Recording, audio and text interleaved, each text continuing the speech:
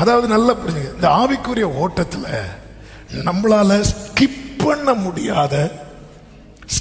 பண்ணவே முடியாத ஒரு பிரச்சனை என்ன தெரியுமா? இந்த தனிமைதான்.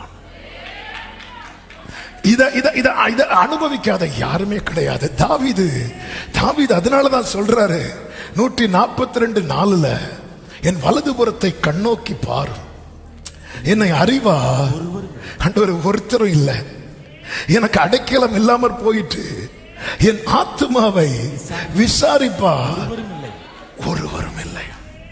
இயேசு சொல்லுவார் அல்லவா, யோவான் சுவிசேஷம் 16வது அதிகாரத்தின் 32வது வசனம், இதோ நீங்கள் சிதறுண்டு அவனவன் தன் இடத்துக்கு போய் என்னை தனியே விட்டுவிடும் காலம் வரும், அது இப்பொழுதே வந்திருக்கிறது. அடுத்த வார்த்தை, ஆனாலும் நான் தனித்திரேன். நீங்க எல்லாம் என்ன தனியா விட்டு போயிருவீங்க, ஆனாலும் நான் தனித்திரேன், அப்பா என்னோடு கூட இருக்கிறா. இந்த பகல் வேளையில் இந்த நம்பிக்கை உள்ளவங்க வலது கரத்தை உயர்த்தி சொல்லுங்க, நான் தனித்திரேன், என் அப்பா என்னோடு இருக்கிறா. ஹல்லேலூயா. யாருமே எனக்கு இல்லை, எனக்கு உதவியா ஒருவரும் இல்லை என்கிற உணர்வு நம்மளை சோர்ந்து போக பண்ணும்.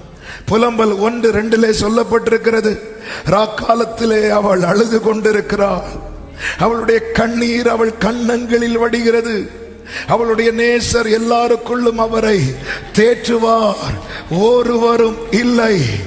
புலம்பல் 1:21 சொல்லுகிறது, நான் தவிக்கிறதை அவர்கள் கேட்டாலும் என்னை தேற்றுவார் ஒருவரும் இல்லை. நான் தவிக்கிறதை, நான் கஷ்டப்படுறது தெரிஞ்சும் என்னை தேற்றுவார் ஒருவரும் இல்லை. இந்த எனக்கு யாரும் இல்லை, ஒருவரும் இல்லை என்கிற எண்ணம் நம்மை சூறை செடிக்க கீழே கொண்டு போகும். ஆனால் நான் தனித்திரேன், என் அப்பா என்னோடு இருக்கிறாருங்கிற எண்ணம் தைரியமாய் சிலுவையை சுமக்க வைக்கும், சிலுவையில வெற்றி சிறக்க வைக்கும்.